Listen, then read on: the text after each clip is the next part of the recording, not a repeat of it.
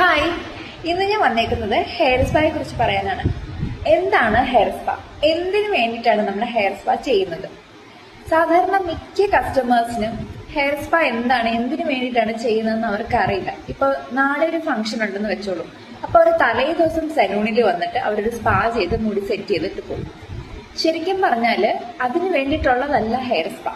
വളരെ എണ്ണിയാൽ ചുരുക്കം ചിലർ മാത്രമാണ് ഹെയർ സ്പാ ചെയ്യാനായിട്ട് വരുന്നത്. ഹെയർ ഗ്രോത്ത് ഉണ്ടാവാനും ഒരേ സമയം തന്നെ നമ്മുടെ സ്കാൽപ്പിലെയും ഹെയറിലെയും പ്രോബ്ലംസ് സോൾവ് ചെയ്ത് ഹെയർ നല്ല സ്മൂത്ത് ആൻഡ് ഷൈനി സിൽക്കി ആയിട്ട് നമുക്ക് മാനേജബിൾ ആയിട്ട് കിട്ടാൻ വേണ്ടിയിട്ടുള്ളൊരു തെറാപ്പിയാണ് ഹെയർ സ്പാ എന്ന് പറയുന്നത്.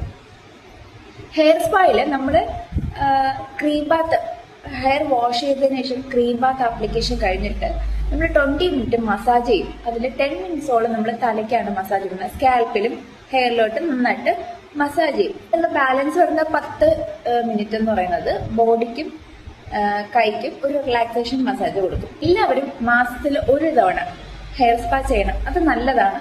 നമുക്ക് ഒന്നാമത്തെ കാര്യം, നമുക്ക് ഭയങ്കര സ്ട്രെസ് ചെയ്യുന്ന ഒരു റിലീഫ് കിട്ടും. കാരണം നമ്മുടെ എല്ലാവരുടെ ലൈഫും ഭയങ്കര സ്ട്രെസ്സാണ്. അപ്പൊ ആ സ്ട്രെസ്സിൽ നിന്ന് ഒരു റിലീഫ് കിട്ടും. നമുക്ക് കുറച്ച് സമയം, ഒരു അരമണിക്കൂർ നമുക്കൊന്ന് റിലാക്സ് ചെയ്യാൻ പറ്റും. പിന്നെ രണ്ടാമത്തത്, നല്ല രീതിയിൽ ഹെയർ ഗ്രോത്ത് ഉണ്ടാവും. മൂന്നാമത്തത്, നമ്മുടെ ഹെയറിലെയും സ്കാൽപ്പിലെയും പ്രോബ്ലംസ് ഒക്കെ സോൾവ് ആയി നമുക്ക് ഇച്ചിങ്ങൊക്കെ ഉള്ള സ്കാൽപ്പാണ് വെച്ചാൽ ഡാൻഡ്രഫ് ഉള്ളതാണെങ്കിൽ നമുക്ക് ഡാൻഡ്രഫിന്റെ സ്പാ ഉണ്ട്. ഹെയർ ഫോൾ ഉള്ളതാണെങ്കിൽ ഹെയർ ഫോളിന്റെ സ്പാ ഉണ്ട്. ഇതാണ് സ്പാ കൊണ്ട് ഉദ്ദേശിക്കുന്നത്. സ്പാ നമ്മൾ ചെയ്യുന്നതിനുള്ള ബെനിഫിറ്റ്. അല്ലാണ്ട് നമ്മൾ തലേ ദിവസം, നാളെ ഫംഗ്ഷനാണ്, തലേ ദിവസം ഹെയർ എനിക്ക് മാനേജ് ചെയ്യുന്ന രീതിയിലൊന്ന് സെറ്റ് ചെയ്ത് വെക്കണം, അതിന് വേണ്ടിയിട്ടുള്ളൊരു പ്രൊസീജിയർ അല്ല ഹെയർ സ്പാ എന്ന് പറയുന്നത്. മാത്രമല്ല, ഹെയർ സ്പാ ചെയ്ത ഇപ്പൊ പ്രോട്ടീൻ സ്പാ ആയിക്കോട്ടെ, അല്ലെങ്കിൽ ആന്റി ഡാൻഡ്രഫിന്റെ സ്പാ ആയിക്കോട്ടെ, ഹെയർ ഫോളിന്റെ സ്പാ ആയിക്കോട്ടെ, നോർമൽ സ്പാ ആയിക്കോട്ടെ, ഏത് സ്പാ ചെയ്താലും നമ്മള് ഹെയർ സ്റ്റൈൽ ചെയ്യാൻ പാടില്ല. ഹെയറിന് ഒരു ഹെൽത്ത് കൊടുക്കുന്നതാണ്. ഹെൽത്തും കൂടെ കൊടുക്കുന്നുണ്ട് നമ്മൾ ഈ സ്പാ വഴി. അപ്പൊ നമ്മൾ വീണ്ടും അതിനകത്ത് ഓവർ ഹീറ്റ് കൊടുത്ത് തന്നെ സ്റ്റൈൽ ചെയ്തിട്ട് കൊടുത്താൽ നമ്മൾ ആ ചെയ്യുന്ന പ്രൊസീജിയർ കൊണ്ടോ അല്ലെ ആ ഒരു ട്രീറ്റ്മെന്റ് കൊണ്ടോ എന്തെങ്കിലും പ്രയോജനമുണ്ടോ? ശരിക്കും പറഞ്ഞാലില്ല.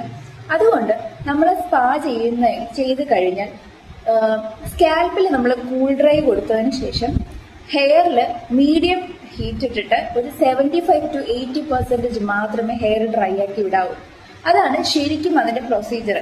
അങ്ങനെ ഓവർ ഹീറ്റ് കൊടുത്ത് നമ്മൾ സ്റ്റൈൽ ചെയ്ത് കഴിഞ്ഞാൽ നമ്മുടെ ഹെൽത്തിന് വേണ്ടി കൊടുക്കുന്നതാണ് ഹെയർ സ്പാ. പക്ഷെ ഓവർ ഹീറ്റ് കൊടുത്താൽ അവിടെ എന്താണ് സംഭവിക്കുന്നത്?